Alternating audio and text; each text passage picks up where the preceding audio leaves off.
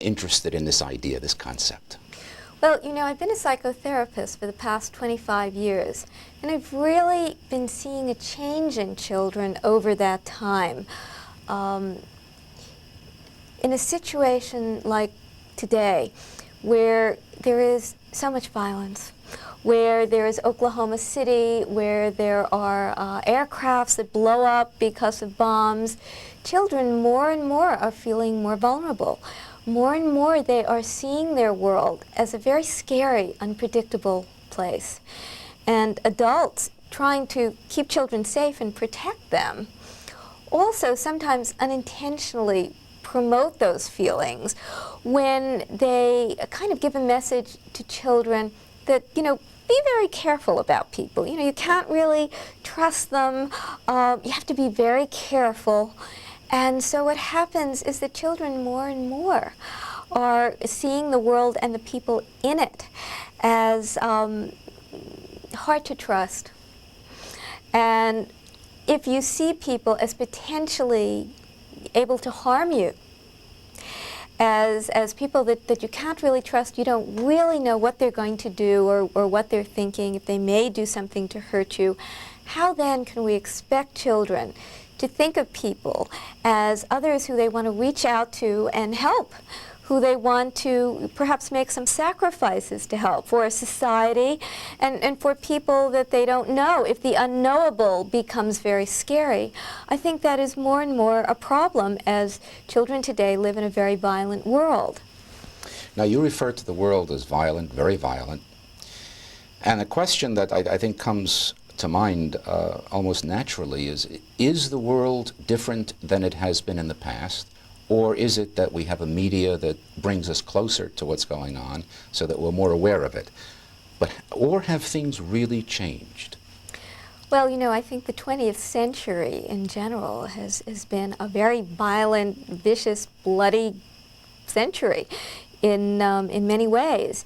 But yes, I think there is a combination of violence and unpredictability in the world, of hatred in the world that children surely understand and see.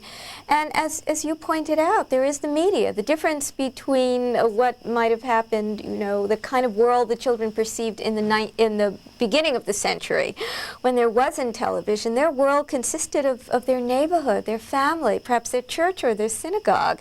Now, because every family has television, children see their world in a very different way. Their world becomes very global, and things that happen in other countries, things that happen in other towns, things that happen across the globe are things that they see in their living room. You know, there have been many, many studies on how violence in the media affects children. Literally thousands. And they all virtually agree that certainly children are affected by this. But there's a researcher that has done research in this area for many, many years, for over 20 years. His name is George Gerbner, and he's from the Annenberg School at the University of Pennsylvania. And he coined a phrase called the mean world syndrome. And basically what that means is that he and the other researchers have discovered that children that watch television on a regular basis, which is almost every child, it's very few children that don't watch children regularly, see the world as much more violent, more mean, more unfair, more nasty than those children that watch very little television. So it all contributes to how children see the world. And also they hear their parents talking, you know, where many adults, not just children, are very upset about the things that happen in this world. Oklahoma City is something that affected not just adults but children as they watched hour after hour pictures of this tragedy and sort of dead bodies of children being carried out.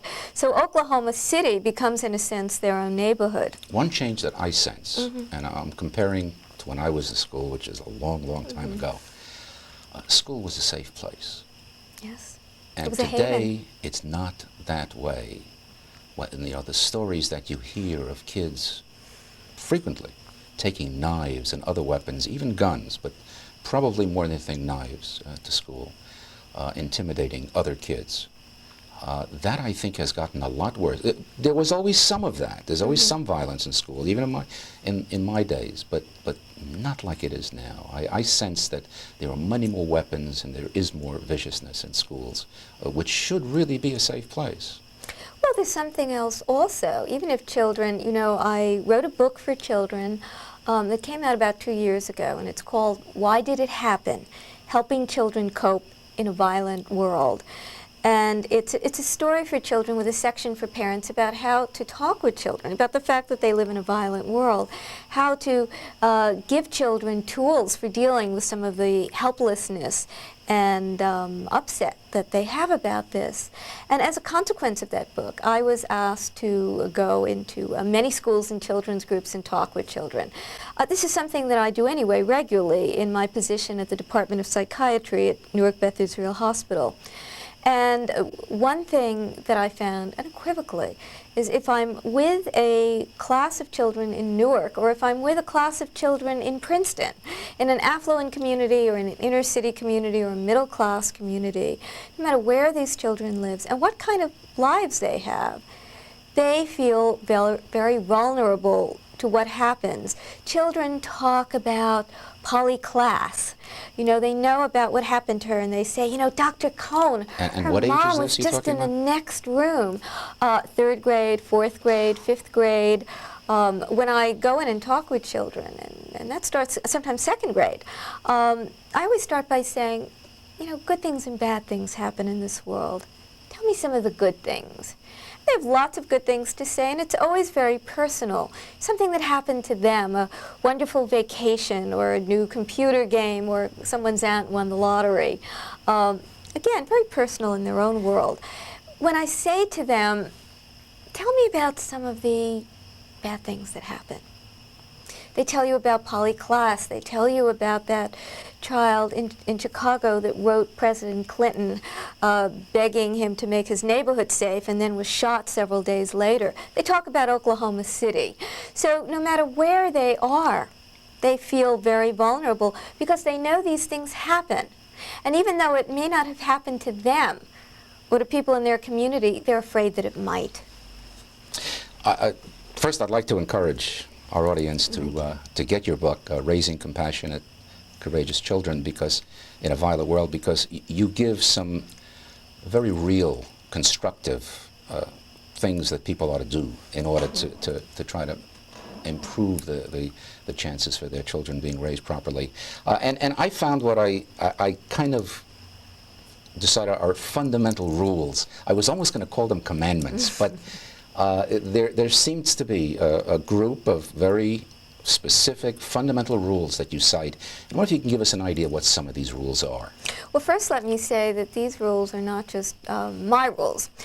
What I tried to do was to take what we know from the research, because there is very important research going on in this area. What is it, given the fact that we live in such a world as we do, that promotes compassion in children, that develops empathy? This is so important, not just for our community, for our society, but for children themselves, because we know, again, from the research, the children that have a capacity for empathy, a strong capacity for empathy, do better in their academic work, do better in their relationship with their peers, and ultimately do better in their adult careers than do children that do not have a strong ability to experience empathy. So this is very important for our society and personally. And the good news, and this book is filled with good news, is that there are so many things, despite the world we live in, that parents and teachers can do, which are extremely effective. And again, it's not just someone's opinion. This has been shown again and again by the research. Could you touch on a few just to give us an idea of what some of these things are? Yes. For instance, one of them is, many people decry the fact that there are not larger-than-life heroes these days, that children can look up to. But in fact, we know from the research that what really affects children's ability to become compassionate, caring human beings is really what happens in their own homes. So one of the most important things is having parents realize that they are the most important role models for their children. You know, that old adage of do as I say and not as I do makes no sense at all, because what we know is that children can go to Sunday school every week and hear wonderful sermons, but what's most important is on a day-to-day basis how they see their parents and those adults that are close to them act towards other people.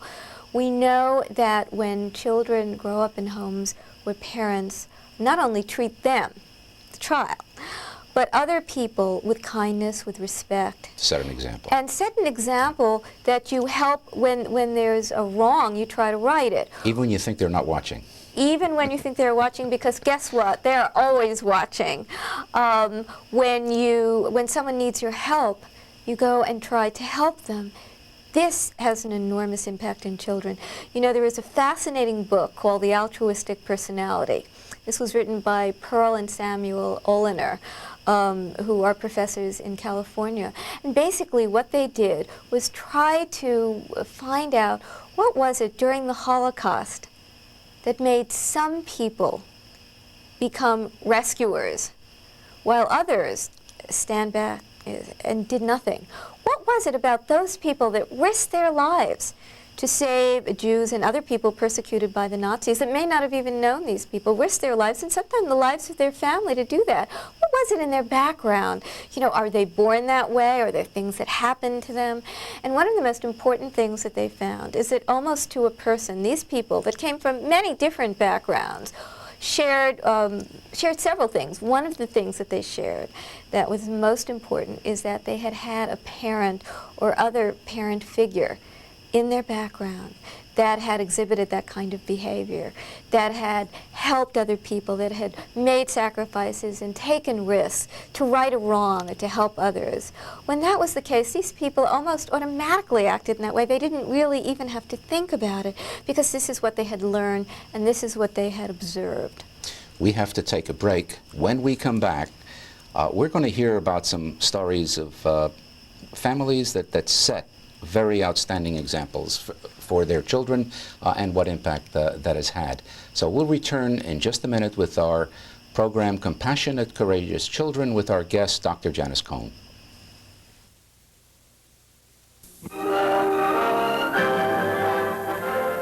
I have today signed an executive order providing for the establishment of a Peace Corps. For 35 years, Peace Corps volunteers around the world have been helping people to help themselves. When I joined the Peace Corps, it was because I wanted to teach, but I found out pretty quickly how much I had to learn. The family that I'm placed with or that I live with have become my family. When I think about all the different great experiences I've had here, they all seem to come down to one feeling, and that's being completely alive. And for all they put in, they come back with something even greater, a commitment to service and solving problems right here at home. Peace Corps, for 35 years, changing America and changing the world.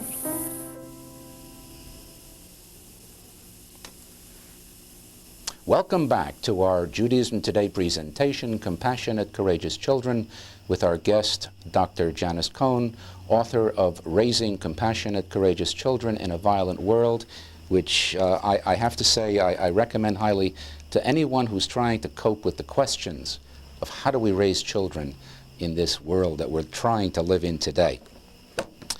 In the book, you tell some stories which are fascinating, first of all, just in their own right, but in terms of what they teach us to help our children grow properly, I think is also important. Billings, Montana, that's a story that can never be told too many times. Yes. What happened there? Yes. That was an extraordinary story that had an extraordinary impact on the children in that town. Just very briefly, that was a story about Billings, Montana, very homogeneous, pleasant place to live, which suddenly in 1993 was infiltrated by by skinheads and by neo-Nazis.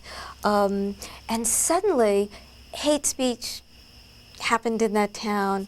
There were flyers filled with hate, and it targeted almost every minority group in the town. The town did a number of things to try to counter this that I don't have the time to go into. But as the holiday season, Christmas and Hanukkah, approached in late 1993, the Jews in the town became these people's particular target, particularly Jews that had Hanukkah decorations in their windows, menorahs in their windows. Even though we're short of time, I think it's important to point out that, if I'm not, my understanding is that the initial target of the skinheads was not the Jewish community. It was really Indians. Well, actually, that may be so. I think there were many groups that were targeted, anybody that was different in some way. But the Jews became, their attacks against the Jews became more virulent as the holiday season approached. And at that time, there were several incidents, and it culminated with a rock being thrown, a large rock being thrown, smashing the window of a little Jewish boy's bedroom where he had had a menorah prominently displayed. And the parents, Brian and Tammy Schnitzer, had, of course, immediately called the police. They were very involved in fighting the hate crimes in the town, as were a number of people. And they went on television and spoke about what had happened and really asked for the town's help. Now, the Schnitzers and some of the other Jewish families had been advised by some, not by the chief of police, Wayne Inman, who was a very courageous man, and I tell much more in detail what happened in the book. That's why I say people must get the book. Yes, the book, because it's an extraordinary story. But he was when this happened with Tammy Schnitzer's son, Isaac, he was out of town that night, and a local policeman had come by and had seen what had happened. You know, it was very scary. The child could have been hurt, seriously hurt. The policeman said, you know, until we can catch these people, he advised them to take down all their Hanukkah decorations. And of course the Schnitzer said, no, what would we be teaching our children? How would you feel if someone said you had to take down your Christmas trees, your Christmas decorations, because merely by celebrating your holiday, you were making yourselves targets? But of course, they were very concerned about their children, but they felt that this was something that they could not do, to take down all the signs of Hanukkah. One of their friends, Margie McDonald, had read about this in the paper and seen it on television. She had been fighting, and again, I have the full story in the book, very courageously against these acts. But she was really horrified when she heard that the Jewish families had been advised by some, with the best of intentions, to take down their Hanukkah decorations. And she had remembered at that point a story she had heard as a child about what happened in Denmark during World War II. And the story is a bit of a legend. It didn't exactly happen that way. But as she remembered it, as many of us were told, when Denmark was captured by the Nazis, was conquered by the Nazis, and the Nazis has said to the king, King Christian, that all the Jews in Denmark must, like the Jews elsewhere in Europe, wear yellow stars to identify themselves as Jew. As the legend went, King Christian had said, never. The lives of every citizen in this country, Jew and non-Jew, is precious. And if some of us must wear Jewish stars, all of us will. And the legend was the next morning he rode out of the palace on horseback wearing a Jewish star. And within hours, thousands upon thousands upon thousands of Danes were also wearing Jewish stars. Of course, ultimately, the Danes managed to save practically their entire Jewish community. But what happened in Billings was that Margie McDonald had remembered that story and said, we're not going to let the Jews take down their decorations. Not that they were anyway. We're going to put them up. We're going to show as a sign of a solidarity that an act of hate towards one of us is an act of hate towards all of us. We're going to put up menorahs. And of course, this was Montana, just a few days before Hanukkah. They said, where do we get thousands of menorahs? And Keith Torney, Reverend Keith Torney in the town, had remembered that they had just had pictures of menorahs printed up for the children in the church's Sunday schools for a lesson on Hanukkah. And they reproduced these pictures and asked people in the town to put them up. Now this was it's a very dangerous thing because nobody knew what these haters were capable of. It might be a rock, but the next day it might be a gun. The Catholic Church was actually... the Catholic high school had probably the only Catholic high school in the country that during the Christmas season had a big menorah in its window and a sign saying, "Let's all try to get along." Someone shot a gun through that window, shattering it, and thank goodness nobody was hurt. But, you know, it didn't stop those people. In fact, there was retribution. People at first, the first people that had put up menorahs, and by the way, they couldn't keep them in stock. They distributed them to all the supermarkets, the stores all around town. And they kept getting calls, more and more, we need more, because so many people wanted them. I have to cut this short because we don't have much time and there are a few other things you want to mention. And basically, virtually the entire town did this, and the acts of hate stopped. And the children in Billings, when I went to Billings to write a book, I wrote a book, The Christmas Menorahs, How a Town Fought Hate. And this is a book for children because children hear so much about hatred and so much about violence, and this is a story about the power of goodness. And when I went to interview the children in the town, I was very, very touched because every child knew what had happened and every child knew why it happened. And you just knew that these children would never accept hatred as the way of the world. And this, to me, is Billings' greatest legacy, what they left their children and other children that hear this story. They won't forget this. I don't believe they will. We just have a very few minutes left. Are these special people? What is it about these people? Well, you know, if you ask the people in Billings, they'll say, no, there's nothing special. Just as if you ask the rescuers during, the people that risked their lives during World War II, they say the same thing, there's nothing special. They act in a way, they act almost automatically because it is the right thing to do. The people in Billings did something else, though. They actively condemned hatred. They did not accept it. You know, all the research shows, I talk about this in my book, that a lot depends on whether evil prospers, hatred and bigotry prospers. But research has shown that there are three basic groups that determine whether this will happen. There is the persecutors, there are the victims, but most important throughout history, it is the bystanders that determine whether hatred and bigotry and evil spread. If the bystanders, you know, they were people that would never do these terrible things, and they're people that are not being victimized yet. If they take a stand, if they take a strong stand from the beginning and say we will not tolerate this, they can stop hatred and bigotry. Bystanders that look away, you know, the good person that looks away and does nothing, really is in a sense helping it to prosper. Should the average person say, you know, oh, I can't do that? Or the kind of example that we see, let's say, by the Schnitzers, are they average people who said, I have to do that? They were, I don't think there's anyone in Billings that would say that they were anything other than average people. What did happen in Billings, there were a few people of great courage that helped inspire the rest of the town and helped inspire its children. Now in this case, it's children that grow up, and some of them will be average and some of them will be above average. I don't think any of these children will forget what happened. And I believe they will take a stand, just as the children, you know, that read the book, The Christmas Menorahs, that I talk to about it, are so affected by it. I hope, and this is why I wrote the book and wrote this book, they will remember these things and also take a stand. And it does not require extraordinary, courageous people. It requires decent people, caring people to do these things. People who might want to get some help. Yes. First, I would suggest to them that they do get a hold of this book. But anything else, who can they go to? Who can they contact to find more information, to find help? Well, actually, this book has not only all the research, and it translates it into very concrete things that parents and teachers can do.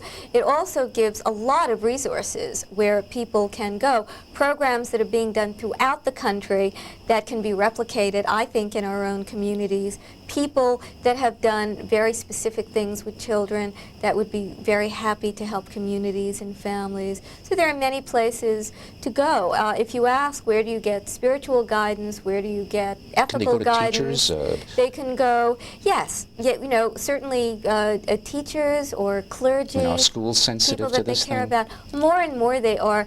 In the book I talk about the fact that when people are engaged, when children are engaged, even a little bit in helping behavior, just like with adults, it's a wonderful feeling. They feel very good. They want to do more. The schools are being aware of this research, and more of them have public service programs where children go out as part of their education to help in the community, and to also do some real soul searching about what it means to be a decent person, a caring person. The clock has done us in. We're through. Again, I really urge our readers to get this book because it's real practical information, and I thank you so much. Thank you for having me.